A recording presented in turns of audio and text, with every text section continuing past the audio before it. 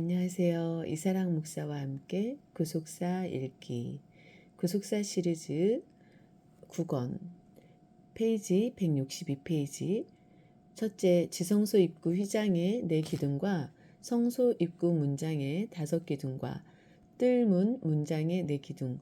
성소 입구의 문장에는 기둥 5개와 각 기둥에 높받침이 있었으며 뜰문의 문장에는 그 기둥이 4시고 높받침이 4시입니다. 출애굽기 27장 16절에서 17절, 38장 18절에서 19절 말씀. 모세는 하나님께서 지시하신 순서를 따라 맨 먼저 지성소 입구에 휘장을 만들고 4기둥을 만들어 그 위에 휘장을 드리웠습니다. 그리고 성소 입구에 문장을 만들고 그 문장, 문과 창문에 쳐서 늘어뜨리는 휘장을 위하여 5기둥을 만들었습니다. 다음에 뜰문의 문장을 위해서는 4기둥을 만들었습니다. 성소 입구의 기둥이 5개로 지성소 입구의 기둥보다 하나 더 많은 것은 4겹의 앙장과 덮개를 받치고 있는 출입구 쪽에 훨씬 더 많은 힘이 필요했기 때문일 것입니다. 그래서 기둥 2개씩 나란히 붙여 양편 널판 끝과 맞닿게 하여 출입구에 견고함을 더하고 나머지 하나는 중앙에 세워 중심을 잡았습니다. 뜰문의 문장에는 4개의 기둥이 있는데 2개는 중앙에 있고 2개는 문장의 양쪽 끝에 각각 하나씩 세워져서 양 끝에 있는 기둥이 울타리의 기둥과 함께 문장의 양쪽 끝을 든든히 붙잡아주고 있습니다. 두 번째 기둥의 기둥머리, 가름대와 갈고리, 높받침, 지성소 입구에 휘장을 받쳐준 4개의 기둥들에는 기둥머리와 가름대가 없는데 성소 입구에 있는 5개의 기둥들에는 기둥머리와 가름대가 있어서 지성소 입구에 있는 기둥과 현저한 대조를 이루고 있습니다. 성막문의 기둥의 기둥머리와 가름대는 금으로 쌌으며 갈고리는 금으로 만들었고 그 5받침은 노수로 만들었습니다. 그리고 뜰문의 기둥은 넷인데 기둥머리 싸개와 갈고리와 가름대는 은이고 그 받침 넷은 노시였습니다. 첫째, 성막문의 5기둥에는 기둥머리가 있습니다. 성소 입구에 있는 5기둥은 기둥머리가 있고 가름대로 연결되어 기둥을 더욱 단단하게 하여 내부 앙장과 외부 앙장과 막의 덮개와 웃덮개 총 4겹의 무게를 잘 지탱할 수 있도록 하였습니다. 동시 금으로 싼 기둥머리는 외적 아름다움을 더하였을 것입니다. 또 뜰문에 있는 4기둥의 기둥머리, 머리 싸개도 줄들로 말뚝에 연결되어 기둥을 견고하게 함으로 문장을 든든히 지탱할 수 있게 해줍니다. 출애굽기 28장 19절, 출애굽기 36장 38절의 기둥머리, 히브리어로 라쉐햄은 꼭대기, 머리라는 뜻의 로시의 기둥들 아무딤을 가리키는 대명사 전며 햄이 결합된 것으로 직역하면 기둥들의 머리입니다. 이것은 건물을 지탱하고 있는 기둥의 꼭대기 부분, 제일 높은 부분입니다. 아모스서에서는 하나님의 심판을 말씀할 때 성전 전체를 헐겠다고 하지 않고 기둥머리를 쳐서 문지방이 움직이게 하며 그것으로 부서져서 무리의 머리에 떨어지게 할 것이라고 예언하였습니다. 아모스 9장 1절. 성막의 기둥머리에 해당하는 부분을 솔로몬 성전에서는 기둥 꼭대기의 공 같은 기둥머리로 표현했으며 그것은 성전에서 가장 높은 부분이었습니다. 역대하 4장 12절, 왕상 7장 41절. 둘째, 성막문의 기둥들에는 가름대와 금갈고리들이 있어 문장을 단단히 붙들어주고 있습니다. 출애굽기 26장 37절, 36장 38절. 가름대의 경우 사람들의 출입에 방해가 되지 않도록 기둥머리가 있는 상단 부분에 위치하여 문장을 견고하게 잡아주는 역할을 하였을 것입니다. 기둥에 있는 문장을 거는 갈고리는 히브리어로 바브이며 못이나 핀 형태의 고리를 말합니다. 셋째, 성막문의 5기둥 아래에 각각 높받침이 있습니다. 출애굽기 26장 37절, 36장 38절. 성소 입구에 있는 기둥과 기둥머리를 금으로 싸고 또 그 기둥들은 받침을 롯으로 만들었으므로 성막문에는 금과 놋이 동시에 사용되었습니다. 이는 뜰과 성소의 결합, 즉 이스라엘의 거처와 하나님의 거처가 친밀하게 결합되어 있음을 나타내 주고 있습니다. 성막 전체에서 유일하게 밖으로 노출된 부분인 금으로 싼 기둥 5개는 그곳이 하나님께서 임재하시는 신성한 곳임을 확실하게 나타내 주었을 것입니다. 한편 뜰문에 있는 4기둥도 4개의 놋받침이 있고 기둥머리 싸개는 은으로 되어 있어 출애굽기 38장 19절 이스라엘 백성의 거처하는 성막이 구별된 장소임을 나타내어 주었을 것입니다. 세 번째, 지성소 입구의 휘장, 파로케트. 출애굽기 26장 33절에는 그 장, 파로케트, 그 장이 너희를 위하여 성소와 지성소를 구별하리라 라고 말씀하고 있습니다. 파로케트는 엄함, 가혹함, 잔인함을 뜻하는 히브리어 페레크에서 유래하였습니다. 또한 구별하리라에 쓰인 히브리어 바달은 나누다, 분리하다, 구별하다 라는 뜻입니다. 하나님께서 범죄한 인간들이 거룩한 하나님의 임재의 처소에 함부로 접근하지 못하도록 지성소 입구의 휘장을 가혹할 정도로 철저하게 통제하고 구별하심으로써 하나님의 영광을 보존하였음을 가르쳐 줍니다. 이처럼 하나님께서는 지극히 거룩하신 하나님의 영광이 머물러 있는 지성소가 죄인들에 의해 함부로 더럽혀지지 않도록 휘장을 만들어 가리도록 하였습니다.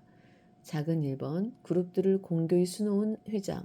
성소 입구의 문장과 지성소 입구의 휘장은 동일하게 청색, 자색, 홍색 실과 가늘게 꼰 배실로 만들었습니다. 한 가지 다른 점은 지성소 입구의 휘장에만 그 장 위에 그룹들을 공교히 수놓은 것입니다. 출애굽기 26장 31절, 36장 35절.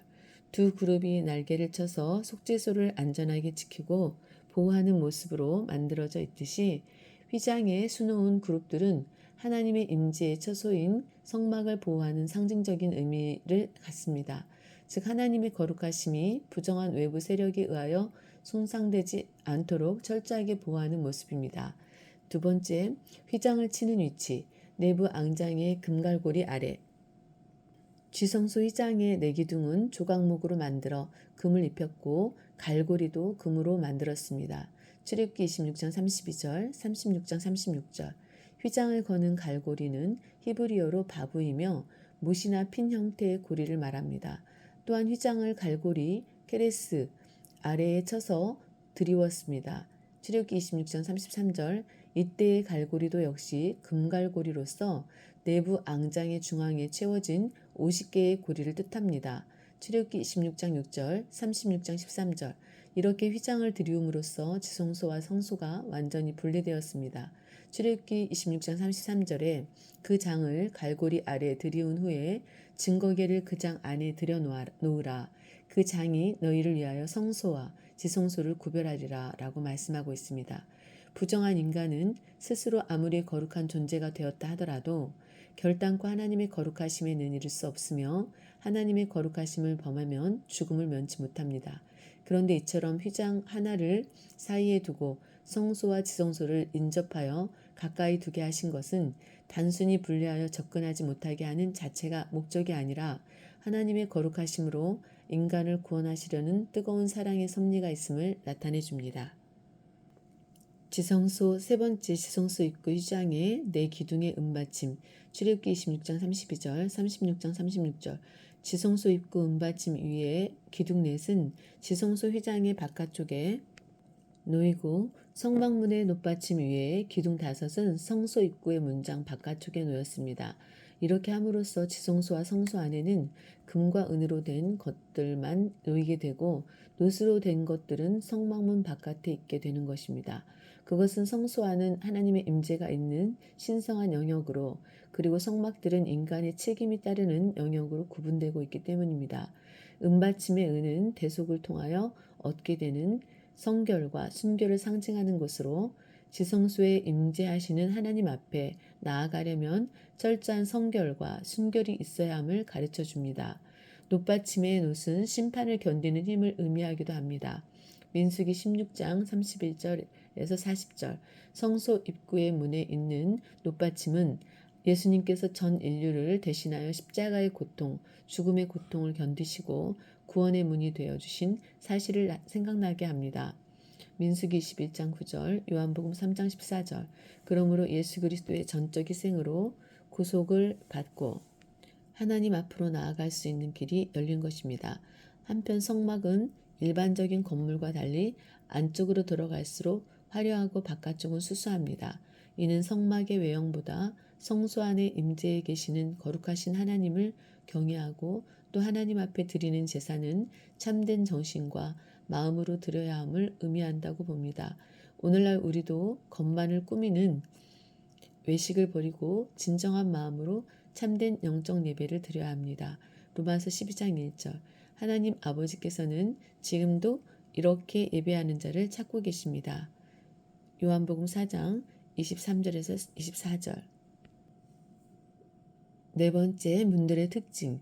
1. 성막의 문들은 모두 동쪽에 있습니다. 성막의 문들은 모두 동쪽으로 향해 있습니다. 출애굽기 27장 13절에서 16절.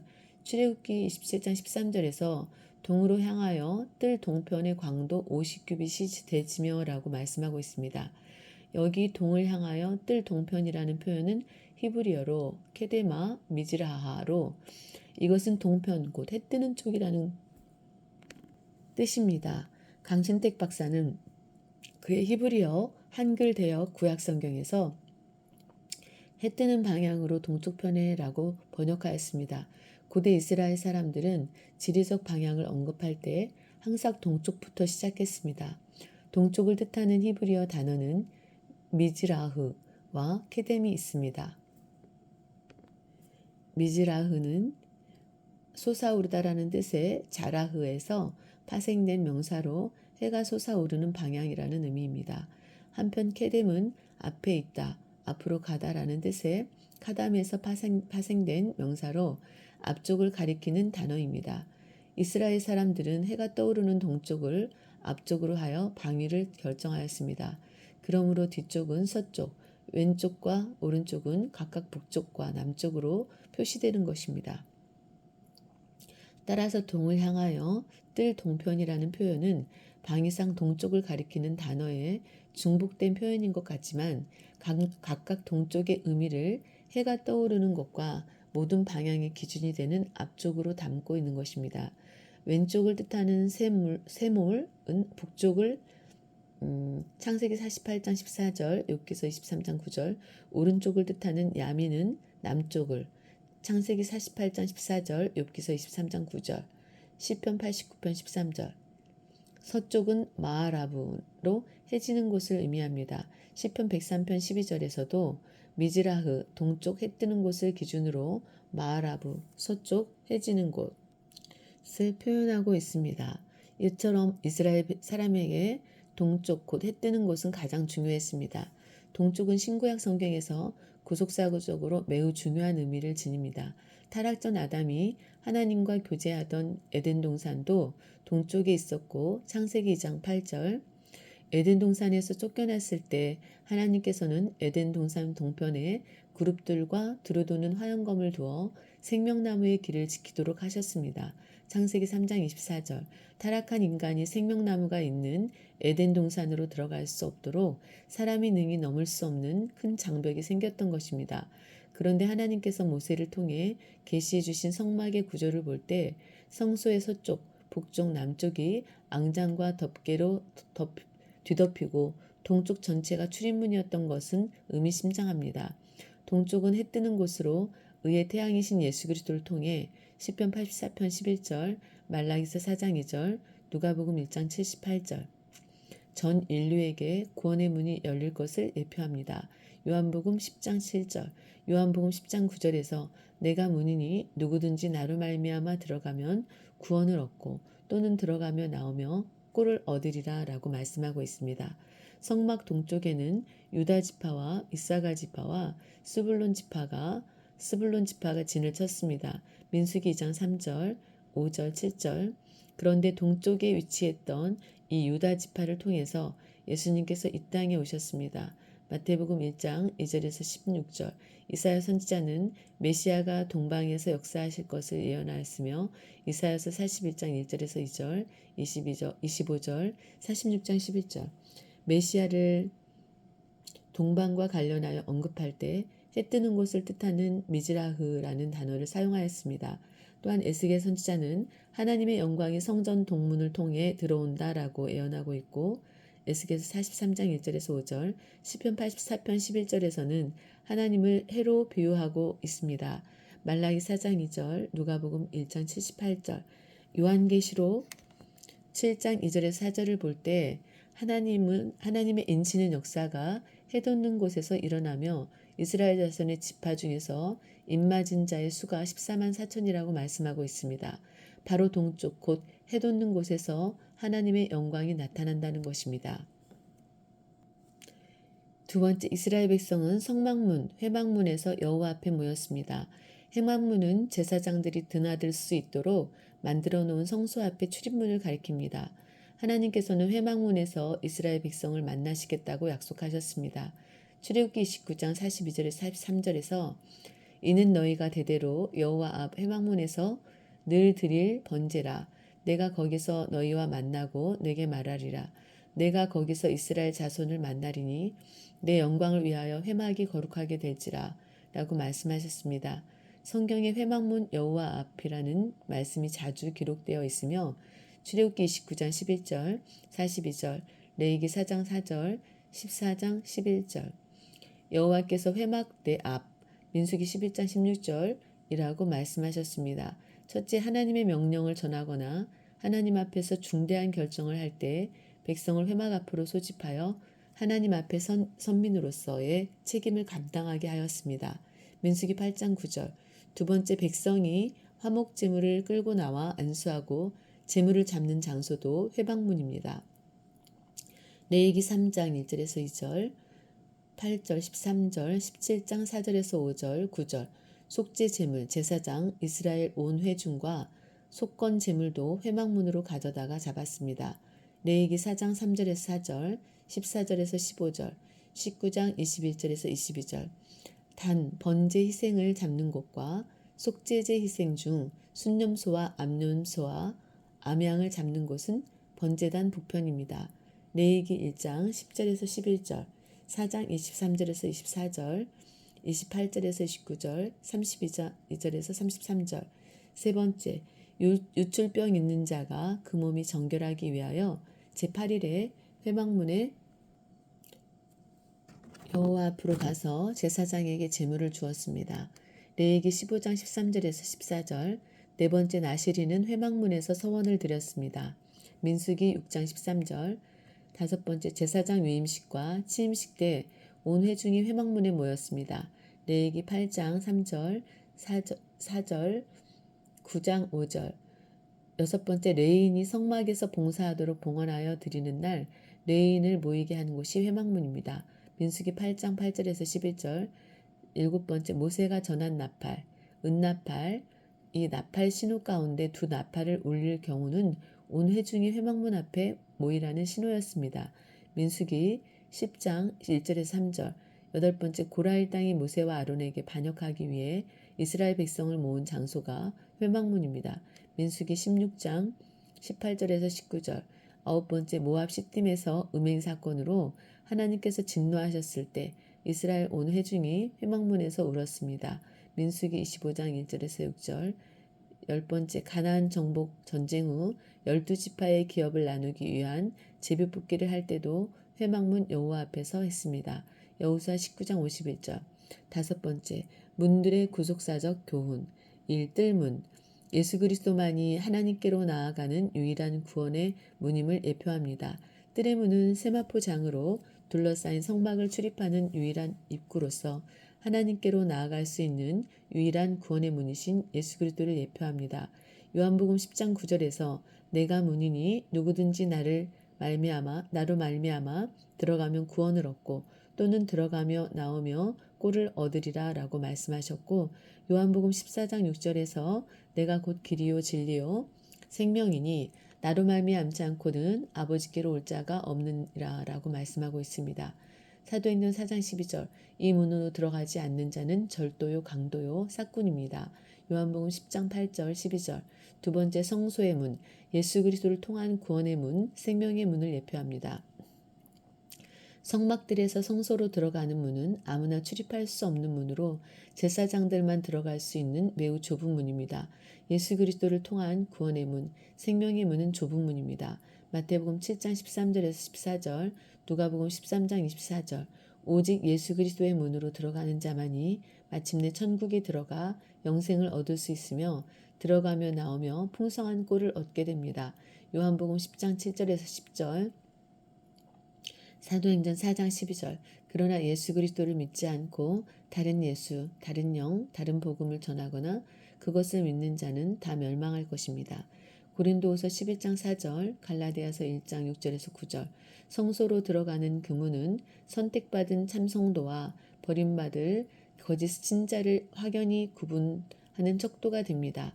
마태복음 22장 14절, 25장 10절에서 12절 참으로 왕같은 제사장으로 인정받은 성도 베드로전서 2장 9절 계시록 1장 6절 인정받은 성도만이 들어갈 수 있는 문입니다. 세 번째 지성소의 문 휘장은 예수 그리스도의 육체를 나타냅니다. 지성소에 우리가 들어갈 수 있게 된 것은 예수님께서 십자가에서 운명하실 때 성소 휘장이 위로부터 아래까지 찢어져 둘이 되므로 그 길을 열어주셨기 때문입니다. 마태복음 27장 51절에서 이에 성소 휘장이 위로부터 아래까지 찢어져 둘이 되고 땅이 진동하며 바위가 터지고 라고 말씀하고 있습니다. 여기 휘장은 헬라어로 카타페타스마로 성소와 지성소 사이의 막을 가리킵니다. 또 찢어져는 헬라어로 쪼개다, 갈라지다라는 뜻을 가진 스키조의 수동형으로서 하나님의 역사로 마치 바위가 쪼개지듯이 완전히 나눠진 것을 의미합니다. 이 단어는 같은 구절 하반절에 바위가 터지고에도 사용되었습니다. 한편 히브리서 10장 20절에서 그 길은 우리를 위하여 휘장 가운데로 열어놓으신 새롭고 산 길이요 휘장은 곧 저의 육체니라 라고 말씀하고 있습니다. 전에는 휘장이 우리와 하나님 사이를 가로막는 장벽이었는데 예수 그리스도의 십자가로 말미암아 지성소로 들어가는 길이 열린 것입니다. 이 길에 대하여 히브리서 10장 20절에서는 새롭고 산 길이라고 말씀하고 있습니다. 여기 새롭고는 헬라어 프로스파토스로 금방 죽임당한 최신의라는 두 가지의 뜻이 있습니다. 이것은 예수님의 죽으심이 우리에게 가장 새로운 구원의 길이 됨을 알려줍니다. 예수님께서 열어놓으신 길은 지금까지 그 누구도 만들지 못했던 최초의 유일한 길인 것입니다. 또한 산은 헬라어로 살다를 뜻하는 좌우의 현재 분사형으로 예수님께서 열어놓으신 길은 계속적으로 살아있는 길로서 우리를 영원한 생명으로 인도하는 길, 다시는 다치지 않는 영원한 길임을 나타냅니다. 이제 예수 그리스도의 피의 공로를 의지하는 사람이라면 누구나 직접 하나님 앞에 나아갈 수 있게 되었습니다. 히브리서 10장 19절 예수님께서는 십자가상에서 친히 벌거벗은 몸으로 못 박히시어 속죄 제물이 되심으로 인간의 죄를 담당하시고 하나님 앞에 나아갈 수 있는 영원한 대로를 열어놓으셨습니다. 하나님께서는 친히 자기 육체로 죄악의 수치를 다 드러내시고 형벌을 받으심으로써 우리의 모든 죄악과 부끄러운 수치를 모두 가려주신 것입니다. 이제 우리들은 예수님의 육체가 십자가에서 찢기심으로 열어주신 길을 걸어서 은혜의 보좌 앞으로 담대히 나아갈 수 있게 되었습니다. 히브리서 4장 16절 예수님께서는 십자가에서 단번에 영원한 속죄를 이루심으로 지성소 안 하나님 앞으로 들어가는 길을 영원히 열어놓으신 것입니다. 요한복음 14장 6절, 히브리서 9장 11절에서 12절, 26절, 28절, 10장 10절. 네 번째, 예수 그리스도는 우리의 영원한 구원의 문이십니다. 문은 드나들거나 물건을 넣었다 꺼냈다 하기 위하여 틔워놓은 곳 또는 그곳에 달아놓고 여닫게 만든 시설, 거쳐야 할 관문이나 고비를 의미합니다. 고대의 성문은 일상생활의 중심지였습니다. 장로들이 성문에서 재판을 했고 신명기 21장 19절, 여호수아 20장 4절, 룻기 4장 1절에서 2절 왕들이 성문에서 백성을 만나고 거기서 재판을 했습니다. 사마 19장 8절, 왕상 22장 10절. 또한 제사장들과 선지자들은 성문에서 예언하거나 말씀을 선포하였고 상인들은 성문에서 거리를 하였습니다. 느헤미야 8장 1절에서 3절, 에레미야 17장 19절에서 27절, 느헤미야 13장 15절에서 22절.